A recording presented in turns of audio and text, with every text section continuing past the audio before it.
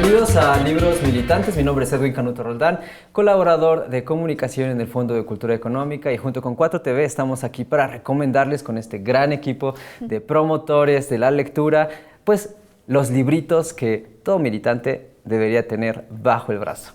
Este día pues vamos a empezar contigo, Marilina. Pues ahora sí que acomódense, porque va para largo. Esta es una de mis obras, bueno, no de mis obras, mías, de mí. Esta es una de las obras a las que yo recurro un día sí y otro también. Es Eduardo Galeano, Memoria del Fuego. Memoria del Fuego lo escribió en 3 tomos. Aquí están incluidas, es la historia del continente americano, de América. Es una historia que va desde el siglo XV hasta el siglo XX. Son cientos de historias lo que hay aquí incluidas, y podemos encontrar en el primer tomo, en el primer volumen, se llama Los Nacimientos, están los siglos del siglo XV a 1700, es la América precolombina. Viene primero desde la cosmovisión de los pueblos originarios, mayas, araucarios, incas, aztecas, etcétera, sus visiones del mundo, cómo se creó el mundo, cómo se originó el agua, la lluvia, el viento, etcétera, quiénes eran sus dioses, y después va entrando en la historia del encuentro, de qué pasa en este continente, qué les pasa a esos pueblos originarios cuando desde unos barcos llegan personas de otro mundo. Llegan personas armadas, llegan personas con la intención de conquistar, con la intención ahora sí que de plantar sus reales, de imponer su cultura. ¿Qué pasa con esos pueblos originarios? ¿Qué resistencias hay en esas luchas de conquista? ¿Qué personalidades tienen esos conquistadores en todo el continente? ¿Cómo hacen a un lado no solo sus construcciones, sino toda su cultura, sus concepciones del mundo, sus religiones, y vienen a imponer una nueva religión? ¿Cómo también traen enfermedades? ¿Y qué pasa con los pueblos? Las resistencias que también van ocurriendo en los pueblos originarios americanos. Ese es el primer tomo, que es el primer volumen, que es Los Nacimientos. El segundo volumen, que es Las Caras y las Máscaras, que abarca los siglos XVIII y XIX, avanzamos después de esta primera parte de la conquista, de la llegada de las personas que vienen de otro continente en grandes barcos, la sorpresa, los caballos, en fin, las armas de pólvora y demás que sorprenden, y el dominio hacia los pueblos originarios. Y en este siguiente volumen viene la evangelización forzada. La evangelización forzada desde la parte más ruda de imposición hasta algunos de los curas, algunos de los evangelizadores que por lo menos tuvieron un gesto un poco más amable con los pueblos originarios. Entonces viene toda esta historia, y aquí en este tomo está presente Hidalgo, está presente Morelos, vale muchísimo la pena, está presente Simón Bolívar, pero también están presentes los mártires de Chicago, está José Martí. Todos los libros está la fecha de la historia que va contando, 1804 Madrid, o sea, va contando las diferentes historias. Por ejemplo, 1810 Guadalajara. Todo el mundo sabía en el pueblo de Dolores que el cura Hidalgo tenía la mala costumbre de leer mientras caminaba por las calles, las grandes alas del sombrero entre el sol y las páginas, y que de puro milagro no lo atropellaban los caballos o la Inquisición, porque más peligroso que leer era leer lo que leía. Y entonces habla así, tiene un don Galeano. Él dice que fue un pésimo estudiante de historia, que no es historiador, que no era historiador, pero sí escritor. Y entonces lo impresionante, y es una de las joyas de estos libros también, es el anexo, la bibliografía, porque cada una de estas historias te remite, esto lo saqué del libro fulano, y cuando uno va a ver qué libros utilizó Galeano para ilustrar, para alimentar estas cientos de historias. Por ejemplo, este tiene 361 libros. No son 361 libros que dice que leyó y qué tal. Son 361 libros que cada uno de esos libros está remitido a alguna de todas estas historias que va contando. A mí me ha pasado más de una vez de leer alguna de las historias, sorprenderme, correr, buscar el libro y leer el libro que él leyó para poder hacer esa historia. Así, por ejemplo, leí a un libro que publicó, esto está publicado por Siglo XXI, a un libro que también publicó Siglo XXI, que fue el testimonio de la esposa de un minero, Domitila, que se llama Si me permiten hablar, que por cierto, en mi librero hice un arreglo y oh sorpresa, encontré que lo consideraba, que lo tenía totalmente perdido y apareció el libro. Y entonces te remite, en el tercer tomo, ya en el siglo XX, te remite ese libro. Entonces, para quien quiera leer, para que quiera adentrarse en cualquiera de los temas que aquí van surgiendo, puede remitirse al libro que pone. Y a veces es un libro, un ensayo, pero muchas veces es una novela, muchas veces son libros de poesía. No necesariamente es que él recurre solo a historiadores rigurosos, sino recurre también a historias noveladas, lo cual enriquece mucho los libros. Están aquí presentes, ahora sí que tirios y troyanos. No solo enaltece a las figuras que para la izquierda son muy importantes, y es muy importante que ubiquemos desde el primer tomo, que ubiquemos a Cuauhtémoc, pero también a Tupac Amaru. En el segundo tomo, que ubiquemos a figuras, porque son figuras que a la izquierda nos alimentan, nos dan una visión también de futuro, de dónde venimos, pero también una visión de futuro.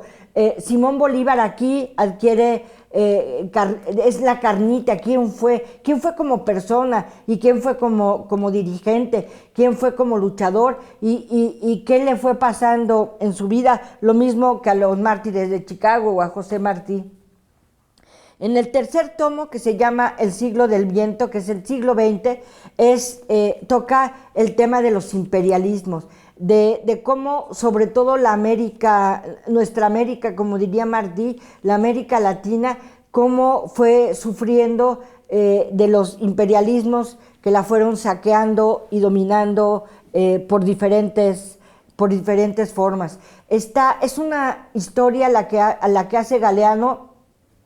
No es una estampita, que te va a contar la batalla, no sé qué, y aquí luchó el señor fulano de tal contra el señor Perengano, y fue el día 18 de noviembre, no, es una historia con mucho más calidad literaria y como mucho más emotiva la historia que nos va contando Galeano para generar la empatía. Quien lea estos libros necesariamente va a tener empatía por unos u otros por personajes y le va a encontrar todo el sentido a luchar desde la izquierda. ¿Por qué luchamos desde la izquierda? ¿Por qué Cuauhtémoc nos mueve las tripas, o Tupac Amaru, o los mártires de Chicago? ¿Por qué forman parte de lo que tenemos ahora sí que nuestro disco duro? Lo que hace Galeano es recuperar las luchas de campesinos, de obreros, de mineros, de mujeres. Aquí no solo están las mujeres abnegadas o las mujeres que gracias a ellas el prócer maravilloso logró tomar las armas y conquistar tal, y su esposa era tan buena que le hacía el chocolatito a tiempo y le planchaba su levita para que se pudiera ir a luchar. No, aquí están las mujeres que también lucharon, que también se plantaron, que también dieron cara a los imperialismos, a las dictaduras, etcétera. En este tercer tomo, que es El siglo del viento, encontramos las luchas, las rebeldías, las resistencias. Está Somoza, el dictador, pero también está Sandino. Entonces también recuperamos esas figuras como Sandino o como Artigas en Paraguay. Está Castillo Armas, que fue el que dio el golpe de Estado, apoyado absolutamente por los gringos en Guatemala, pero también está Jacobo Arbenz, está Batista, pero también está el Che, y está Camilo, y está Fidel, está Videla, pero también están, y muy están, las madres de la Plaza de Mayo, Rodolfo Walsh, está Díaz Ordaz, pero está el movimiento estudiantil de 1968. Aquí encuentran, tiene un índice temático, entonces no se tiene que leer lineal, no tienen que pasar un examen, pueden leer, empezar por el personaje que más les atraiga, que les mueva, no tienen que empezar por el primer tomo y ya que le dieron palomita al primer tomo, pasan al segundo, al tercero. Es la maravilla de estos 3 tomos, de estos 3 libros que forman parte de una misma historia de nuestra América, de la América, porque están los mártires de Chicago, como decía, pero todos los personajes, la CIA, a ver qué dice de la CIA, y la CIA aquí, y la CIA allá, y la CIA acullá, y qué pasa con los campesinos. A mí me interesa el movimiento obrero, a mí me interesa, todo lo van a ir, Demetrio Vallejo, todo lo van a ir encontrando en estos libros. De verdad son una herramienta, yo los tengo subrayados, resubrayados, marcados, con letreritos, con pasos a desnivel, porque nosotros que parte de nuestro trabajo es fomentar la lectura, o sea, llegar a una prepa, llegar a una secundaria. El nombre de la secundaria es ¿cómo se llama? José Ortiz de Domínguez. Ay, a ver, y rápido, y siempre encuentro algo, siempre encuentro un parrafito, siempre encuentro algo para llegar y decir, pues su escuela que se llama Cuauhtémoc, ¿qué creen? ¿Qué creen que hizo Cuauhtémoc? ¿Quién creen que fue Cuauhtémoc? Entonces, cuando empiezas a tocar esos temas, se vuelve muy atractivo. La historia es muy atractiva, la historia es una herramienta muy importante para la militancia de izquierda, porque es lo que nos hace también poner los pies sobre la tierra y no pensar que las transformaciones son, de repente un día nos despertamos y desayunamos unos chilaquiles que valieron la pena y nos volvimos, chilaquiles rojos, y nos volvimos de izquierda. Pues no, o sea, la izquierda se va fraguando, y todo esto que está aquí, de verdad es un súper tesoro lleno de caramelos y van a llorar en más de una historia, los va a estremecer, de verdad, muy recomendables, son muy fácil de conseguir los 3 tomos, Siglo XXI los ha vuelto a editar, así que, y ojalá que la edición, que las nuevas ediciones sigan trayendo esa riqueza bibliográfica, y las referencias temáticas también son muy valiosas. Así que esa es mi aportación. Eduardo Galeano, para la historiografía de la izquierda, pues es uno de nuestros grandes gurús o referentes. Sí. Yo creo que para cualquier militante de la izquierda, la referencia de Eduardo Galeano es el complemento ideal para la formación. Ese es muy importante. Creo que... De lo que tú decías hace rato, Roberto, del libro que justamente en el programa anterior que comentaste de Argentina, es la batalla cultural. Es la batalla cultural, sí. O sea, porque esa es la cuestión. Bueno, un breviario, digamos. ¿Te acuerdas? Brasil sacó 11 millones de la pobreza. ¿Verdad? Pero después de eso, perdieron la batalla cultural porque ya no siguieron el trabajo de base y el trabajo de casa por casa, de territorio, cultural, no de escritorio. Sí, hay que profundizar. Entonces, obviamente, no hubo, por ejemplo, un movimiento musical, no hubo un movimiento de danza, no hubo un movimiento de una samba de izquierda, nada reflexivo. O reflexivo, sino lo dejaron así, y entonces a la próxima, ¡úmbale!, se fueron con la derecha. Entonces, por eso es muy importante estos programas y lo que estamos haciendo en Morena, con todos los aspectos, el campamento de jóvenes, las propuestas, los cursos para los municipios que se está dando a autoridades municipales. Muchos municipios se pierden por no tener ese conocimiento. Pero no es responsabilidad nada más de estos dirigentes, sino responsabilidad del partido, que nosotros tenemos que llevar pues a algunas propuestas o incluso esclarecimientos sobre las cosas. cualquier militante siempre debe llevar un libro en la mano. Todo militante debe llevar un libro en la mano. Porque si bien es cierto, las clases ilustran, las conferencias nos hablan muy bien, pero el ejemplo arrastra. Entonces, eso es muy importante, Eduardo Galeano. Cualquier militante de Morena debe tener siempre en su biblioteca un libro de Eduardo Galeano. Bueno, y vale la pena decir que también en la colección 25 para el 25 hay un libro, ¿no? De De Eduardo Eduardo Galeano. Galeano, de Che Entonces, Guevara.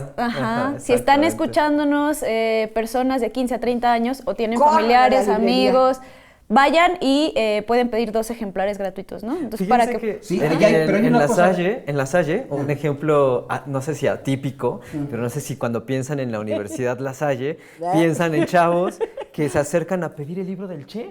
Tuvimos una repartición de 25 para el 25 y los estudiantes así como de, oye, ¿y de qué va? Les explicamos, ¿no? Mira, este es Alaí de Fopa, ¿no? Impulsora del feminismo en México. Ah, no, yo quiero 2, yo quiero 3. ¿Y cuál era el del Che? ¿Y cuál es el que habla del 68? ¿Y cuál tal? O sea, tenían preguntas, no era como de, ah, quiero un libro así, Sí. cualquiera. O sea, era una pregunta de, me interesa ese momento histórico, ese marco de Ahora, lucha. fíjate ¿Cuál es bien, el libro? Fíjate bien, ese libro del 68 es inédito, porque no está en ninguna editorial, sino es sacado exclusivamente para esta colección. También el del Che. Ese del Che, es una recopilación Sí. de lo que escribió Eduardo Galeano sobre el Che. muchos- O sea, en muchos la verdad es países. que ese es un libro de colección. De colección, Así es que sí, apúrense a tenerlo, porque eso sí va a estar fenomenal ese libro. Y es extraordinario con todas las experiencias que trae de toda Latinoamérica. Ahora sí tu libro, Edwin. Vámonos, pues No miren, te hagas. hablando de chilaquiles rojos, me encantó esa sección, ¿eh? Tenemos justamente de chilaquiles rojos a homosexuales rojos, ¿eh? ¿Qué tal? Tenemos este libro de Stuart Simmons que habla sobre Harry Hay, un socialista estadounidense que vivía en California, de origen australiano. Tú leíste también ese Sí, libro, ya estábamos está- platicando, ¿no? Está buenísimo ese. Y justo en el principio, bueno, Stuart Simmons nos está platicando quién fue este personaje, porque se volvió un referente para la lucha, impulsor de la lucha LGBT durante el macartismo Bueno, el en macartismo. Estados Unidos. Sí. Entonces, imagínense. O sea, una represión tremenda. Él era de Venar, Colorada, ¿no? O sea, diciendo yo, socialista, creo que tenemos que formar cuadros y organizarnos como la clase trabajadora, ¿no? O sea, ese era su pensamiento. Desde allí, desde ese pensamiento, fue que tiene una conciencia respecto a su identidad como homosexual y dice como de, bueno, resulta que necesitamos hacerle ver a todos los otros homosexuales, hombres, mujeres, gays, lesbianas y todo el acrónimo que después se acerca, ¿no? Que necesitamos organizarnos, ¿no? Pero no lo hizo, no le surge desvinculado de la idea de la lucha de clases. La lucha de clases. O sea, le nace desde allí. Necesitamos organizarnos, porque imagínense, durante el macartismo, como hace rato platicábamos, pues por supuesto, como en otras partes del mundo y como todavía sucede en muchos lugares, había leyes específicas de persecución contra la homosexualidad. Estaba catalogada como un delito, como enfermedad, y eso avalaba el hecho de una persecución política en las calles, ¿no? Si te cachaban allí Si te cachaban dándole, siendo tú. si te cachaban siendo tú, exacto, era como de vámonos derechito a tal. Y bueno, por supuesto esto implicaba, imagínense en ese contexto, camaradas, pensemos, ¿no? En ese contexto, pues, ¿dónde eres tú mismo? Pues en el parque, en la oscuridad, allá en el oscurito, en la calle, tal y tal, ¿no? En el famoso Oculto, closet. sí. En el closet. En el Pues último no, vagón del metro. En el último vagón del metro. El asunto es que pues uno se cansa de estar en el closet y usas el espacio público a como vámonos, ¿no? Fatal. Pues bueno, la cosa era que los mismos policías, se le insinuaban a quienes creían que se salía de la norma heterosexual. Aquí no se veía machito, entonces como que le guiñaban el ojo al policía. A ver ¿no? si cae. Si caía o no caía, exacto, porque entonces después decían estos compas, ¿no? Entre ellos se organizaban y decían, pues es que después el policía te decía, bueno, estuvo muy rico y todo, pero vámonos para la cárcel. O sea, el hecho era como sin importar que el policía era o no era también, porque había accedido como gancho en tener un encuentro sexual con otro ¡Qué hombre, terrible! al que se llevaban era al que había caído, al trabajador, no al policía desclasado haciéndole el trabajo al régimen autoritario, ¿no? Bueno, pues se organizan en torno a ello. Por supuesto de manera clandestina, dan folletos así como de invitando a una fiesta, no, por supuesto no podía decir como, oye, vamos a organizarnos por nuestros derechos, camarada homosexual. No, o sea, era como de, ay, vamos a tener un club de lectura, guiño. Sí. Vamos a comer chilaquiles rojos, bien picosos. Y entonces... Con tarta chile. Con tarta chile, del que pica y el que no pica. Y entonces... pues por supuesto, era una reunión en una casa y la gente, las vecinas conservadoras, era como, ¿por qué tanto hombre soltero entrando a esa casa? Telefonas a la policía. Sí. ¿No? Entonces tocaban y de pronto era como, ¿de qué está haciendo acá? Arriba las manos y todo. No, no es cierto. No, pues entonces era como, no, estamos leyendo un libro. Fíjate, lo importante, yo digo que lo importante que hizo, empezó a organizar el movimiento gay ahí. En Estados Unidos. La manera en que lo organizó. La manera en que lo organiza y la verdad ese es el primer movimiento gay que pero Roberto, no tuvo el eco en los en... medios, porque por supuesto los medios no lo iban Era a dejar de boca en boca, demostrar que habían ganado. O sea, en uno de tantos casos en los que persiguen a una persona, a un homosexual en la calle, un policía le tiende la trampa, lo llevan al juzgado, empiezan en el juicio y le dicen, bueno, usted está acusado de faltas a la moral y de desviación moral, ¿no? Y entonces ellos logran decir como de, no, el que tiene una desviación moral, y ese fue el argumento con el que ganaron, es el policía. Porque siendo o no homosexual, tuvo un encuentro sexual conmigo, esa es una desviación moral, ¿no? ¿Cómo pudo ser capaz de tenderme una trampa para traerme acá y que ustedes estén dictándome o cárcel o una multa que no puedo pagar, ¿no? Ganan, quitan de la ley desviación moral y entonces, por supuesto, la organización impulsada por Harry Hay manda boletines a los medios y los medios lo callan. Desconocido para muchas personas. Sí, pero es muy bueno que había que leerlo porque es de los movimientos precursores del movimiento gay en Estados Unidos y que después tuvo una repercusión a nivel internacional. Sí, es muy importante porque nos hace ver que el movimiento gay no nació con esa marca de papas de triangulito que dice vamos a organizarnos una marcha gay en todas las ciudades del mundo. No nace del mercado. No nace allí, o sea, nace desde la lucha trabajadora. De la lucha de los trabajadores y de clase. Y desde abajo. Y de clase. Pues ese. Y yo creo que ahí tenemos otro rebote. Ay, sí, ¿verdad? Para encadenarlo un poquito, muy rápidamente, pues ya saben que yo soy ardua defensora de la literatura infantil y juvenil, sobre todo de las publicaciones del Fondo de Cultura Económica, de esta colección también que se llama Espectrográficas, que publica novela gráfica de cómic. Y hoy traigo de Todas las princesas mueren después de medianoche. Ha sido, creo, un título que ha tenido mucho éxito en las salas de lectura, yo lo he visto recomendado en las redes sociales, y es de Quentin Sutton. Entonces, lo vamos a encadenar un poquito justo con lo que hablábamos, porque habla de un niño que tiene 8 años y desde entonces es muy consciente o tiene como esta pulsión, estos intereses que le hacen ir construyendo su identidad, que es que a él le gusta jugar a las princesas y a las sirenas, y le gusta además él ser la princesa. Entonces se viste de princesa, ¿no? Se llama Lulú, este niño, y la historia de este niño se desarrolla en 1997, justo cuando acaba de morir la princesa Lady Di. Suenan las noticias de su casa, saben esta historia, ¿no? De que muere en un accidente de coche, perseguida por los paparazzis. Y entonces él está escuchando como todo el tiempo desde afuera la cuestión de las princesas y adentro también le resuena todo el tiempo, ¿no? Y juega con un amiguito que se llama Yoyo, que es un poco más grande que él. Yoyo como que le hace segunda y juega a que lo rescata, a que él es el príncipe, pero digamos que no lo hacen explícito, o Lulú, que es el niñito, no hace explícito su atracción que siente por este amigo, ¿no? Al mismo tiempo, Lulú tiene una hermana adolescente que se llama Cam y oculta a su novio, ¿no? Esas historias de adolescentes que pues no te dejan estar con el novio. En la casa. Ajá, oculta en la casa, sí, de que se trepa por la ventana, clásica, ¿no? Después de que ya se dieron con todo, ahí está oculta. Pues ahí hay como una historia también un poco... pues yo creo que nos sucede a muchas chicas, ¿no? Sobre todo por esta cuestión de la opresión masculina.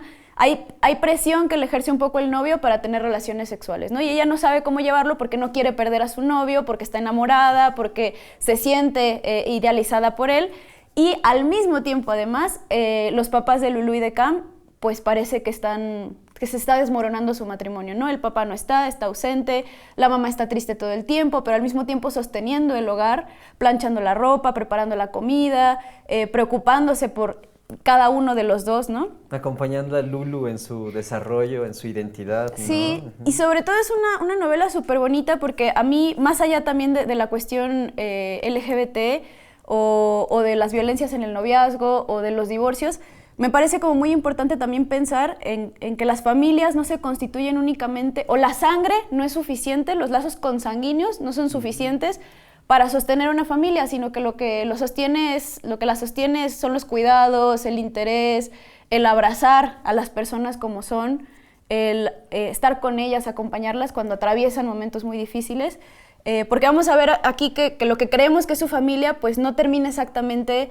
como empieza, ¿no? Hay miembros que se van o miembros que entran, pero la familia es sobre todo cuidados y amor, creo yo. Y pues ya nos quedan unos minutos para ti. Sí, venganza, es la venganza. Sí, pero bueno, me queda más de lo que me quedó a mi lloro. Quería ver, yo me interesaba también ver lo último en poesía en Argentina, y entonces vi este libro de Sandro Barrella. Es un poeta, librero de oficio, pues es periodista, colabora desde más de 30 años con periódicos y demás. Su concepción es bastante muy, pues no muy rebuscada, digamos, ¿no? Que su índice es Las penas del pan, todo narra toda la trayectoria que él hace de un lugar a otro, ¿verdad? Y cómo el pan es un consuelo para ello, ¿no? Y pues él, por ejemplo, te leeré un pedacito. Entre los dientes el pan tibio en duermemuela, murmuraste, corazón, dame música. La poca luz tras los póstigos, tu almohada hundida, tu cabeza, en esa poca luz derrama. Muy, creando esas atmósferas. Sí, así. Muy íntimas. Muy íntimo, muy sin una repercusión. Soñé que era un soldado. Partí hacia una guerra lejos, sin mapa ni fusil. Puse en la cartuchera la mitad del pan, tu foto, el rosario. La guerra nunca empezaba, los mendrugos de pan comidos por los pájaros del bosque. El camino de vuelta está perdido. O sea, como se va con la desolación, sin ninguna perspectiva de esperanza. Como un poco un eco de lo que decías, ¿no? Perder la batalla cultural. Sí, es como que... Y de pronto está allí en esa nada. Búsqueda de cómo. Soñé que era un soldado. A último momento, antes de salir del pueblo, puse en la cartuchera la edición de bolsillo, Tempestades de acero. En el bosque cavamos las trincheras. La guerra no empezaba nunca. Yo miraba tu foto y amasaba el rosario. Decir, bueno, ¿qué sucede? ¿Qué está pasando, ¿no? En esto, ¿no? La insignia bordada en la chaqueta, la flor de lis, la niebla alrededor cubría la espesura. Alguien dijo, doquier no es un lugar, para yacer, pero un tendal de muertos yacía entre los muertos de una guerra que no empezaba nunca. Muertos de amor, decía, soñé que yo también moría. Toda la desolación que existe en el país. Bueno, pues este acaba de salir en este año, pues. Y entonces es recomendable para que vean cómo se están elaborando la búsqueda de nuevas alternativas